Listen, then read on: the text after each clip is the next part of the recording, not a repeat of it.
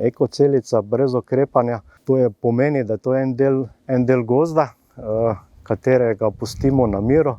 Največji namen tega je, da se akumulira mrtva lesna masa in tista, ki odmira.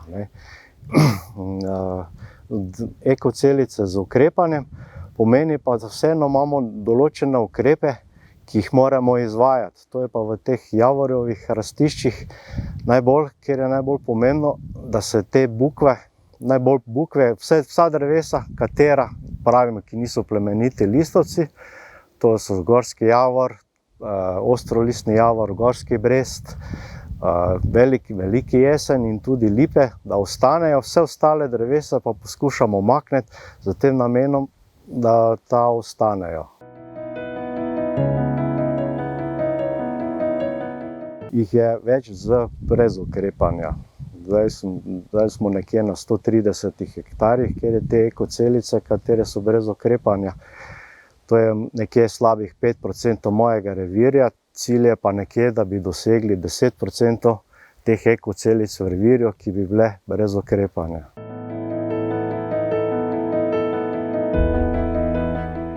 Gozdni habitatni tipi so zelo pomemben temelj ohranjanja biotske raznovrstnosti pri nas. Namreč 70% območij Nature 2000 poraščajo gozdovi. Natura 2000 so bile opredeljene na osnovi dveh direktiv. Prva je direktiva o ohranjanju prostoživečih ptic iz leta 1979, druga, nekoliko mlajša, pa je direktiva o ohranjanju naravnih habitatov ter prostoživečih živalskih in rastlinskih vrst iz leta 1992. Se pravi, slednja je tudi predstavljala podlago za opredelitev območij gozdnih habitatnih tipov v okviru Nature 2000 v Sloveniji. No in na osnovi te direktive, ki je skrajšano imenujemo tudi direktiva o habitatih, na osnovi te je tudi bilo v Sloveniji opredeljeno 11 gozdnih habitatnih tipov. Zdaj pa za dolgoročno ohranjanje habitatnih tipov je potrebno nek cikličen, dolgoročen proces spremljanja oziroma monitoring, ali pa tudi dodatno potrebno izvajati določene ohranitvene ukrepe, ki so potrebni za njihovo vzdrževane stanje ali pa izboljšane stanje.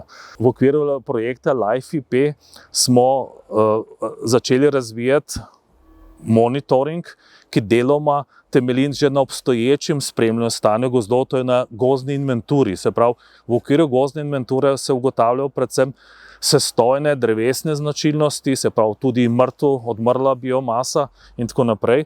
Medtem ko imamo zdaj za potrebe spremljanja oziroma ocene stanja ohranjenosti, pa je potrebno spremljati še nekatere druge dejavnike, se pravi tiste, ki so pomembne z vidika varstva narave.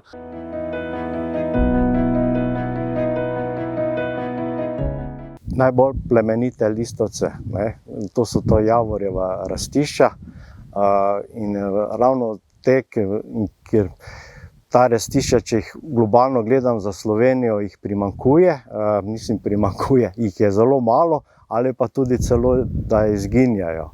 In probamo ohraniti čim več tega, da bi nekje ostalo. Imamo pa tudi probleme z velikim jesenom, ker močno propada zaradi teh bolezni jesenovega ožiga, ki ga je vedno več.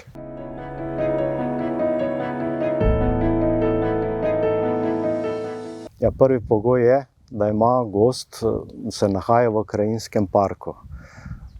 Takrat se lahko z lastniki dogovorimo. Grem do vsakega lastnika posebej, se pomenimo, mu razložim, mu povem približno tudi, koliko bo ta odškodnina znesla. Večina lastnikov, kateri so tudi domačini, itak poznajo, kakšni so tereni. In moram reči, da je tudi odziv pozitiven in se tudi pravzaprav strinjajo z tem.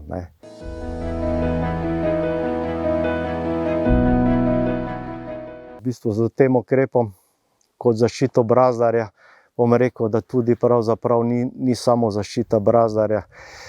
Tukaj tudi imamo alpskega in bukovega kozlička, ki je ravno tako zaščiten in verjetno se bo tudi tam zraven naselil. Imamo pa tudi zdaj, glede za ta projekt Brazdarja, da bi puščali lesno odmrlo lesno maso, ne samo v ekocelicah, ampak na celotni površini. Ta pa je nekje na 2000 hektarjih in nekje želja je, da bi se pustili večja, debelejša drevesa, ki so na pol odmrla tudi v gozdu, ki so nad 60 cm, ker takrat drevesa zadržujejo vlago v sebi in bo večja možnost, da se bo skozi nekaj časa tudi ta brazdar noter naselil.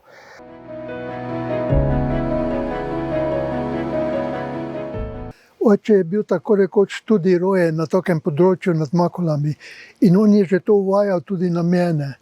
Tako da je na gozd se je kar pazilo, ni se tako brez veze podiralo nekaj. Imamo približno 10 hektarjev gozda, lastnik pa sem, ko so starši predali kmetijo meni. Se je, bi rekel, zboljšalo, ljudje vejo, da je treba gozd paziti, bolj pa to, kar se pa tiče gospodarjenja z lesom, je nekoliko mogoče lažje, ker pridete z traktorjem, je dostopno veliko kje, ko prej ni bilo, ker si mogel s tepinom spravljati. To nisem niti razmislil, kako je to prišlo. To se je začelo govoriti o tem in jaz sem to bil takoj za to. Tako da vidim v tem neko prednost, da se malo bolj vnese mir v gozd in da se gozd tudi razvija bolj v naravni smeri, kako pač je potrebno tudi za življenje v gozdu, za divjad in za vse skupaj.